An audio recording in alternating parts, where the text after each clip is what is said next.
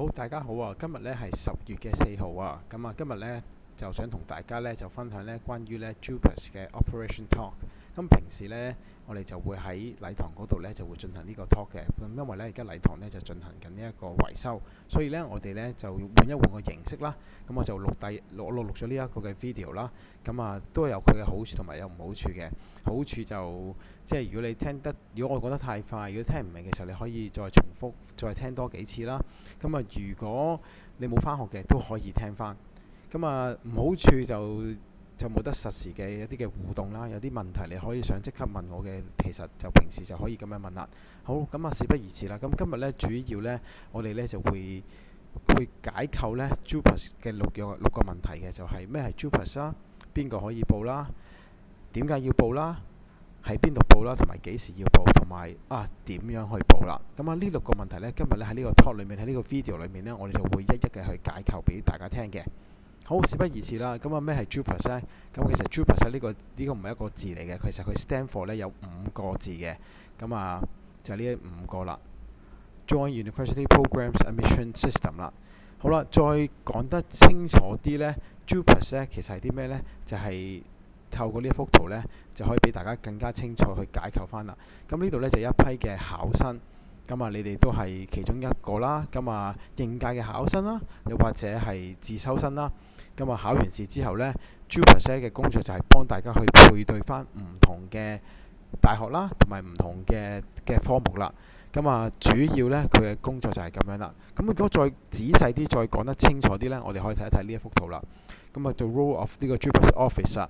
其實呢度呢，就特別講到就係你哋嘅考生啦，即係你哋啦，同埋呢自修生。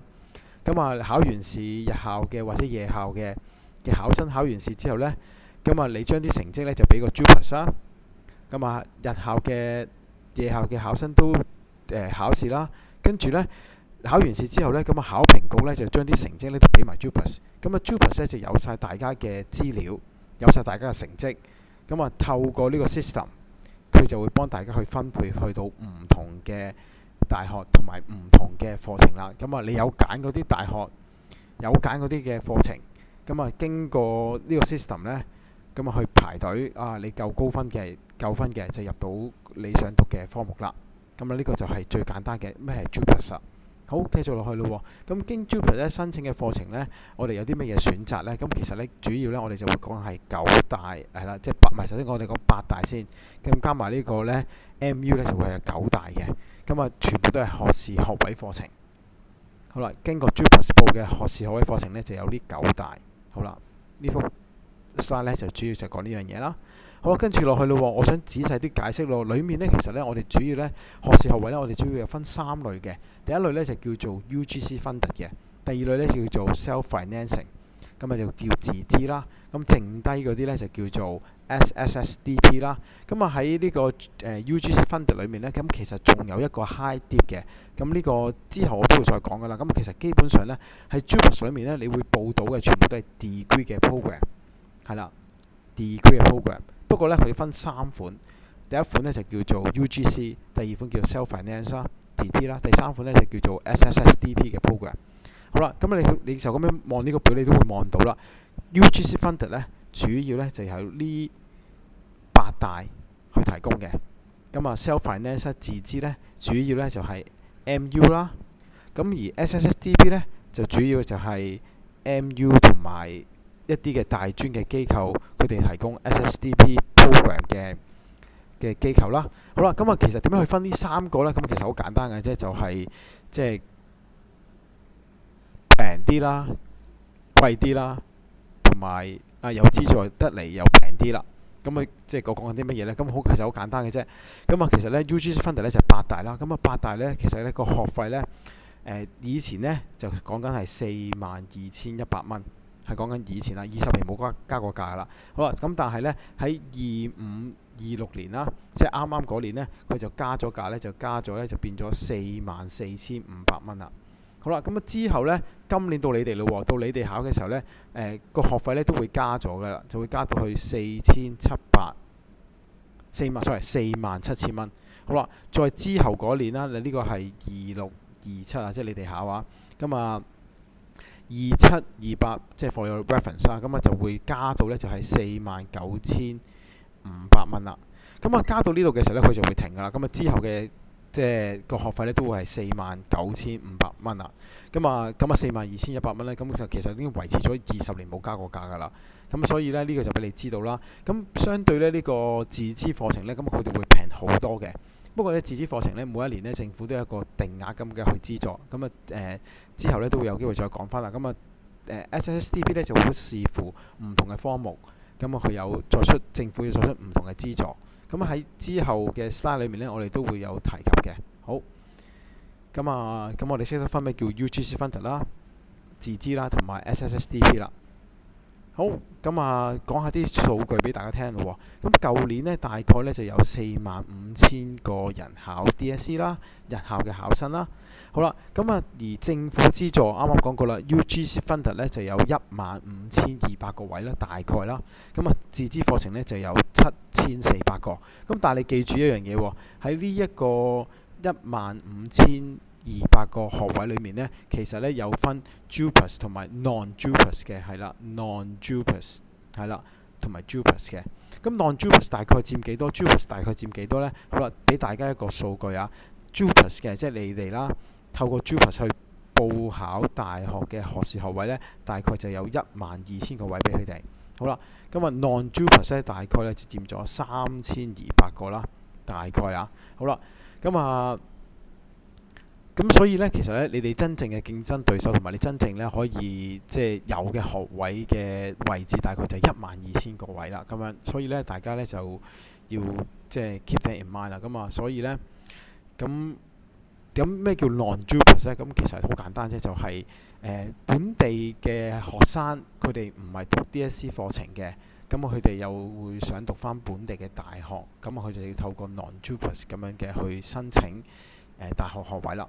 好啦，呢一度呢，再講多少少啦。呢一度呢，就係學士學位課程啦，大概就有呢啲位呢，加埋自資同埋即係 UGC Funded 啦，同埋 SSDP 啦。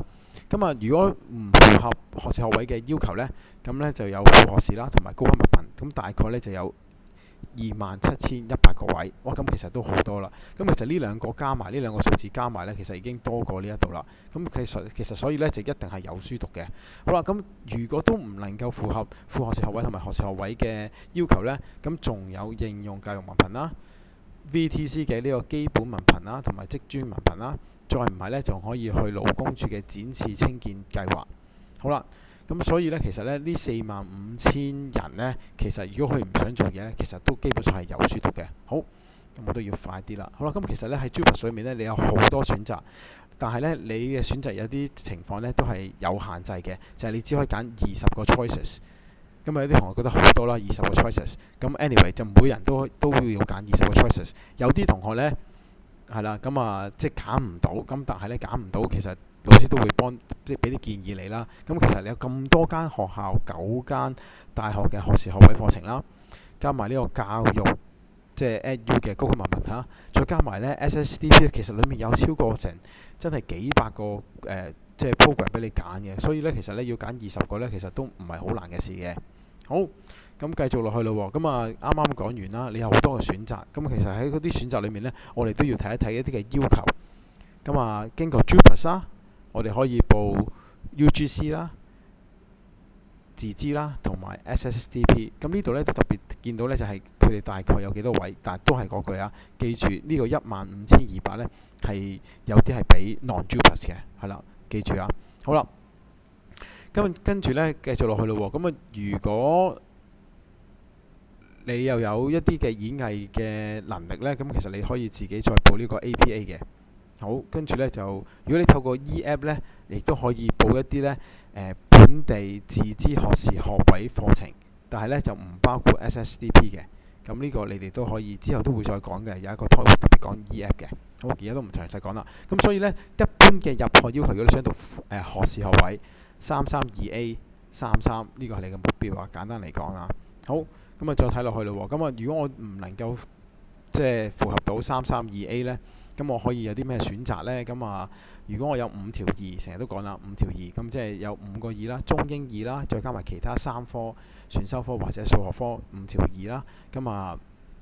我哋咧就可以選擇啲乜嘢咧？就係資助嘅高級文憑啦，喺即係 JUPAS 上面啦。咁如果唔係 JUPAS 上面咧，我哋可以透過 E-App 咧，就可以報讀好多嘅高級文憑啦，同埋好多嘅額數啦。好啦，咁為啲有幾多位咧？大概咧就喺呢一度啦。你哋可以 pause 嚟再睇下啦。好，跟住咧 UGC Funder 啦，即係通常咧好多同學咧都好想入到嘅即係學士學位課程啦。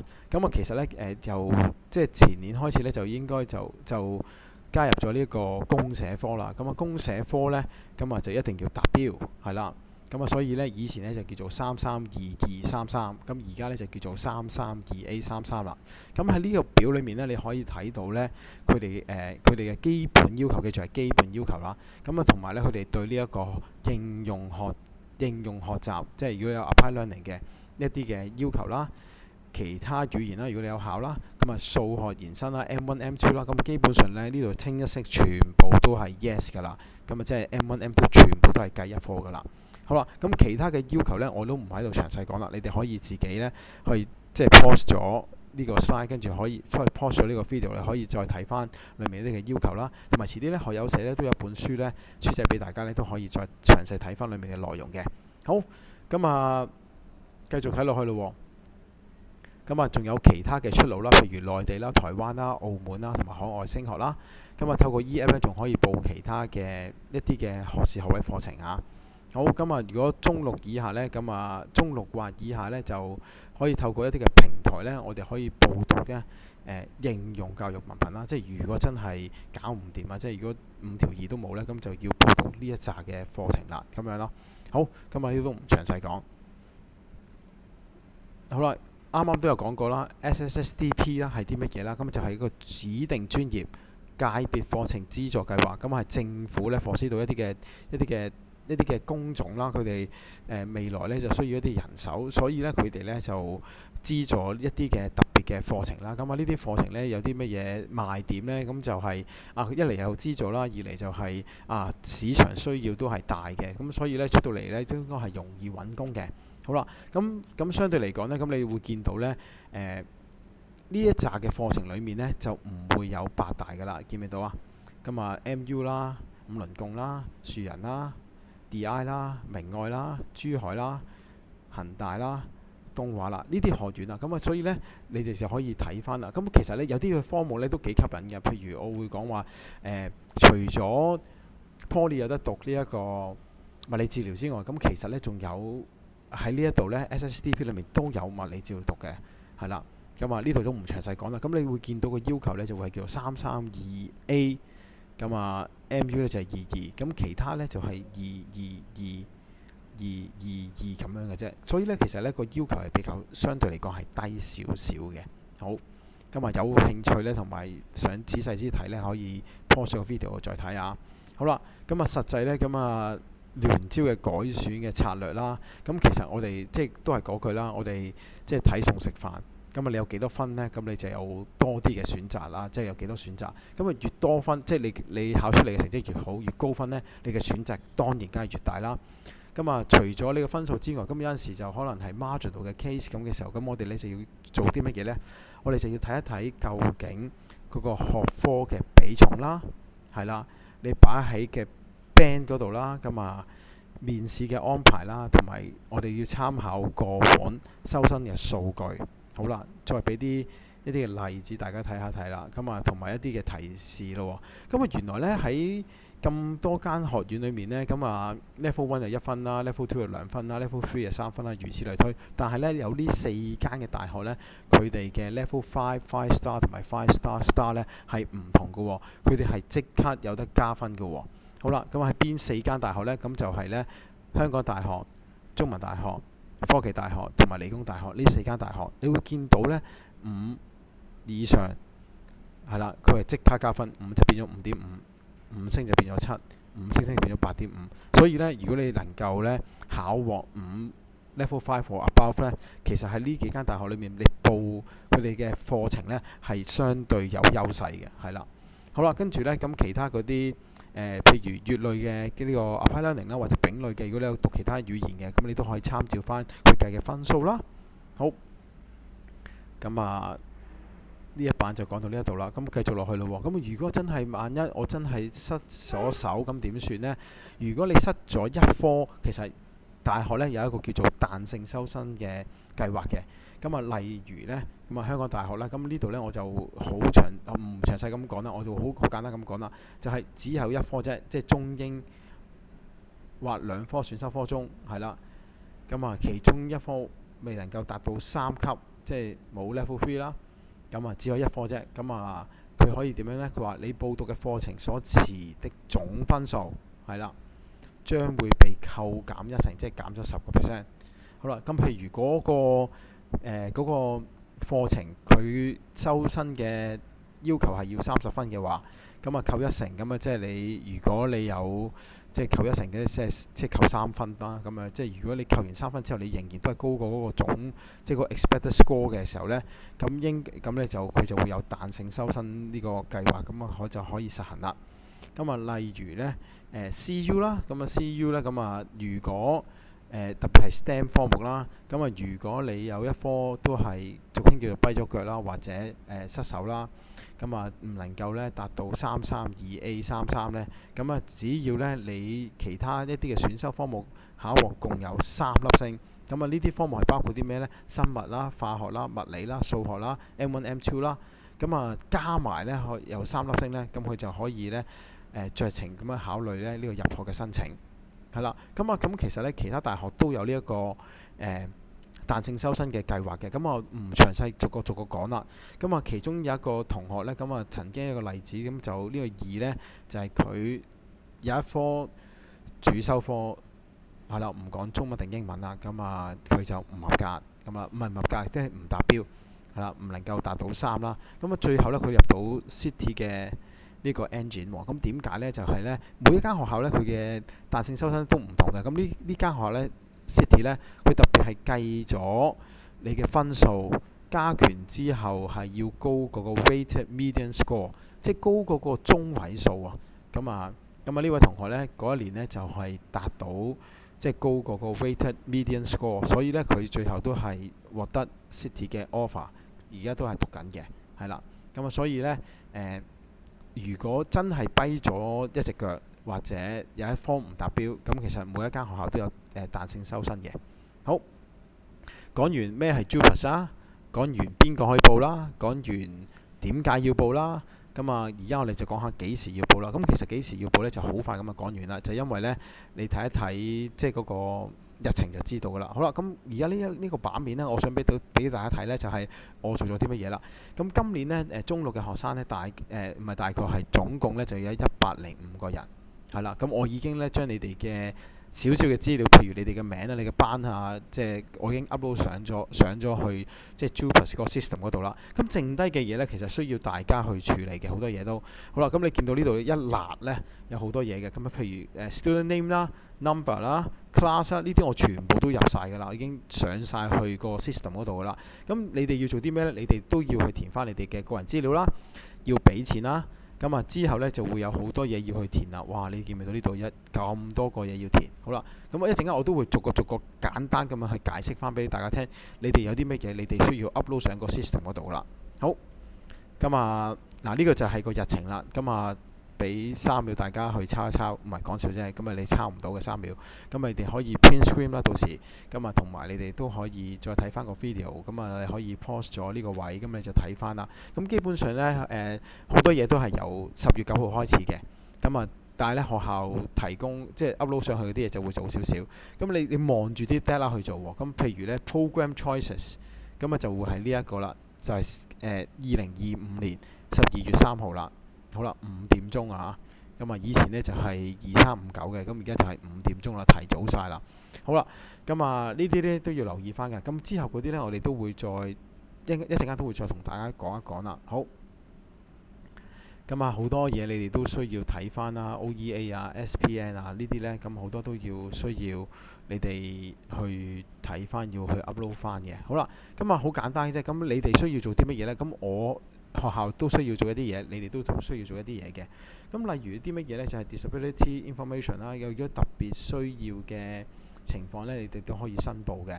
咁咁啊 OEA 啦、SLP 啦，呢啲一紮呢，我一陣間都會再講噶啦。好，第一個要講嘅就係叫做 OEA 係啦。Other experience achievement 啊，咁其實咧佢就包括兩樣嘢嘅。第一個咧就係你有冇攞獎啦，有冇參加一啲嘅活動啦。咁另外咧就叫做 additional information 嘅。好啦，咁好簡單嘅啫。咁就係咧你又需要填10樣嘢，係啦。OEA 咧你需要填10樣嘢。咁呢10樣嘢如果有獎嘅咧，喺校外嘅咧就填咗呢啲先，優先先啦。咁但係記住咯，咁盡量咧都係填翻近呢幾年啦，高中你參加過呢個活動啦。如果高中冇嘅時候就去求其次啦。咁就初中如果都有參加一啲嘅活動啊，或者攞到獎嘅嘢呢，咁就填落去啦。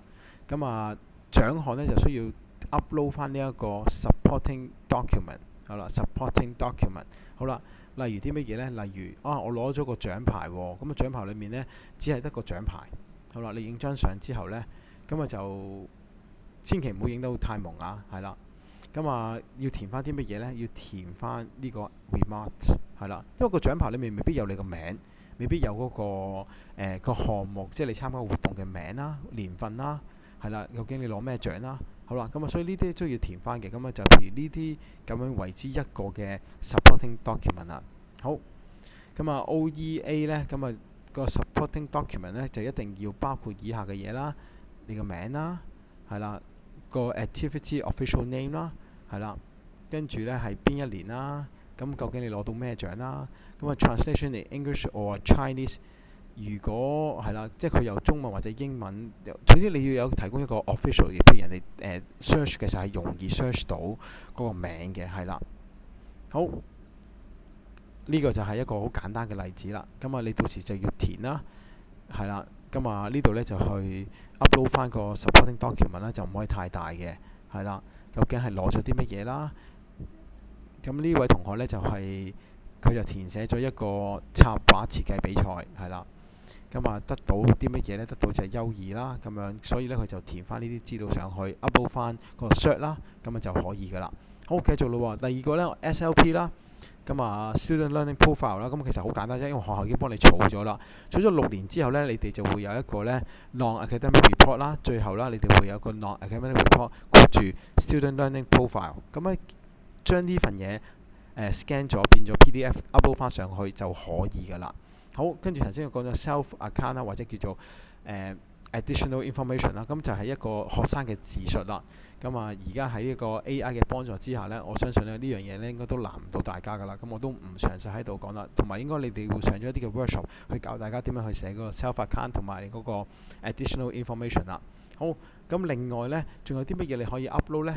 呢個呢就叫做 other academic result， 即係如果你有考其他嘅英文試，你都可以呢就 upload 翻上去。不過呢，你要俾我見到一個正本，係啦，呢度呢需要我去 approve 嘅。music qualification 都係，如果你有考到唔同嘅級，你都可以 upload 上去。但係呢，你要俾我睇到個正本之後呢，我就可以幫你撳掣嘅意思，即係幫你 approve 啦。呢個都係啦 ，IELTS 都係啦。譬如你考咗 IELTS，我考到8分喎，好叻喎，8分。你都需要俾我睇到個正本，跟住呢，我先可以喺個 system 裏面幫你撳掣 approve 佢。如果你冇俾我睇到個正本呢，我唔會幫你撳掣嘅。好啦，呢度你要留意翻 music qualification 都係啦。即係如果你考到演奏級啊，你講你考咗演奏級啫，咁我唔知噶嘛，我唔知，咁我就唔可以幫你撳掣 approve 噶啦。所以你要俾我睇到張 cert 係啦，正本啊，係啦，咁樣。好，跟住呢，學校呢仲有啲乜嘢會遞交去上個 system 嗰度呢？就會有個 school reference report 啦。呢度呢，留意翻咯，就係純粹係一個personal and general ability， 即係你個人係點樣，好簡單呢，即係呢度講 ability to work with others， 即係你俾你個班主任或者俾你個科任老師見到你係咁樣嘅時候呢，係 OK 呢。基本上我哋都唔會寫得太差嘅。但係同學，你哋需要再做得好啲啦。我老師嘅印象呢，喺呢幾個月裏面呢係特別深刻嘅，所以呢幾個月呢，你哋要做得再好啲啦。另外一個呢，就係 academic performance in school 啦。呢個呢，就係你哋嘅 mock exam 嘅 result 就直接抌上去啦。其實呢，呢個 school reference report 有啲咩用呢？其實基本上呢，大專或者大學呢都會睇翻你哋喺學校嘅各方面嘅表現啦，或者喺學校嘅 performance 啦，跟住呢就會去考慮個 interview 嘅咁樣，同埋會即係根據你哋嘅表現去問翻你哋嘅問題啦，咁樣咯。好，咁啊 SRR 啦，即係頭先嗰個 school reference report 啦，咁就會由老師呢就會去就填寫同埋會去 upload 翻上去嘅。好，另外呢就 school principal nomination 啦，咁我想話俾同學聽呢，咁學校呢就會 nominate 4個，咁呢個呢同 Sanders 呢有啲唔同嘅。咁之後呢應該有另外一條片呢就會特別講翻呢個 school nomination、school principal nomination 同埋另外一個 Sanders 嘅分別啦。咁呢度我唔詳細講啦。好，咁啊係啦，咁啊就申請人呢就係非學術範疇上有卓越表現啦。就係呢一集啦，咁啊另一條片呢應該會詳細啲再講嘅。好，咁啊講完幾時去報啦，咁啊最後呢就講係啦，同埋邊度去報啦，咁啊最後呢講點樣報啦。咁其實呢，要記住呢個字啦 ，CAPS 係啦 ，CAPS，CAPS，咁就係呢，你要根據呢4個步驟呢去處理啦。首先呢，就係去 create 呢個 JUPAS account 啦，不過而家暫時仲未開放住，今日啊。好啦，跟住呢就要 activate 個 account 啦，俾錢，跟住呢仲要 submit 你哋嘅program choices。好啦，我想講呢，最後嗰個 S 呢個 program choices 呢，你哋可以慢慢諗，跟住喺12月3號之前要諗好，唔好12月3號啦。咁其實我覺得11月尾呢，你應該要決定咗個20個 choices， 話翻俾老師聽，咁樣啦。咁啊老師可以幫你再去 edit 翻，咁啊再你哋自己要 upload 啊，係啦。咁啊，所以呢，之前呢嘅前提呢，就係你哋要搞掂咗個 account 啦，係啦 activate 啦，收到個 email 之後呢，就要 activate 翻佢啦，交錢係啦，跟住就選 choices。好，咁啊有好多方法嘅 credit card 啦、PPS 啦，係啦，FPS 啦，或者去銀行嗰度去交係啦，咁啊 e-banking 啦，特別係 e-banking 要容易啲交啦。好啦，咁啊如果你乜都冇呢，咁啊你得現金呢，就係東亞銀行。現金只可以係東亞銀行。好啦，咁啊有啲乜嘢呢 information 呢，你都可以上翻呢個JUPAS 啦。咁啊特別佢可以去睇翻呢個呢即係呢個 applicant user guide 嗰度呢，就可以教你點樣去 create 呢個 account。咁啊呢條片我都唔會詳細講噶啦。咁啊你就會喺呢個呢申請人嘅手冊嗰度呢，去 click 翻申請嘅程序係啦。咁啊呢度都唔詳細仔細去講啦。咁啊到最後啦，咁啊之前呢應該就派咗本 book 嚟俾大家嘅，就鼓勵大家呢就去一啲嘅 info day，咁啊就寫翻一啲嘅 highlights 落去啦。好啦，咁啊呢度呢都係一啲嘅時間。咁啊如果有啲心儀嘅一啲嘅大專嘅或者大學嘅 open day 呢，唔喺呢一度呢，你哋都可以自己再上網去揾翻嘅，係啦。咁啊嚟緊最近嘅嗰個呢，就應該就係BU 同埋 CTU 啦，咁啊10月4號啦，咁呢兩個已經過咗啦，之前呢兩個已經過咗啦，咁啊留意翻啲日期啦，咁啊其他嗰啲你都可以去翻大學嘅網站去睇翻啦。好，咁啊到最後啦，今日呢我哋講咗啲咩呢？我講到 JUPAS 係啲咩啦？咁其實基本上係一個 system 啦，幫大家去配對啦，做一個配對，邊個可以報呢？你哋啦，係啦，考生啦，自修生啦，係啦，喺邊度報呢？就係網上面啦。去翻 JUPAS 嗰個 website 啦，幾時報？啱啱都講咗啦，就係10月頭我哋可以開始申請啦。啊，點解要報啊？因為想繼續讀書咯，係啦。咁啊點樣報呢？上翻去個網站都會教翻你點樣去報啦。好，咁啊到最後呢，就有一少少鼓勵嘅説話啦。咁啊你見到呢個火柴人呢，就繼續咁樣去堅持到底喎。咁啊希望大家呢都係啦，繼續嘅堅持到底。咁啊，等待呢，大家俾啲嘢出嚟俾大家睇啊！堅持到底，實有嘢睇。好啦，咁我今日嘅分享就到呢一度啦。好，唔該晒大家，大家努力，拜拜。